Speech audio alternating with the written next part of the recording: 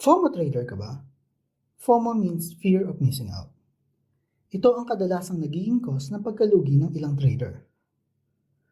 Karamihan ng mga trader ay dumarating sa ganitong point kung saan nakikita nila yung stock nila na gustong bilhin nung mababa pa lang ang presyo ay patuloy na tumataas. At kadalasan ay napapabili sila kapag nasa highest point na ang presyo. Saka bigla sila magsisell kapag bumaba na ang presyo. Then, bigla na naman tumaas ang presyo ng stock na yun, so bibili na naman sila. At ito ay nagiging endless cycle na feeling mo nasa rat race ka. Pero this time, nasa loob ka ng stock market.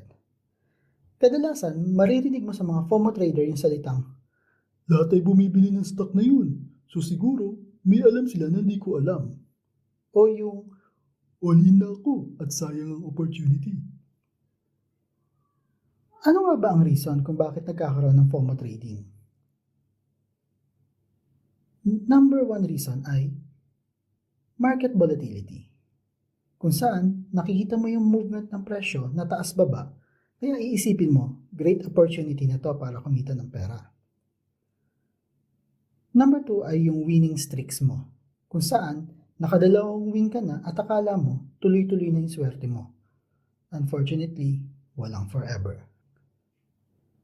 Number 3 ay kung may win, this time, paulit-ulit naman ang losses mo. Kaya nadidisappoint ka at gusto mong bumawi ng bumawi until lumaki lalo yung losses mo. At number 4 ay yung news and rumors, lalo na sa social media.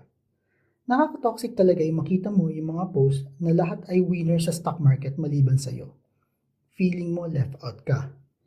Ito ay pwede maging cause ng patuloy na paghahabol mo sa big win na yun para makasabay ka sa uso. So, ano nga ba ang solusyon para makaiwas sa FOMO?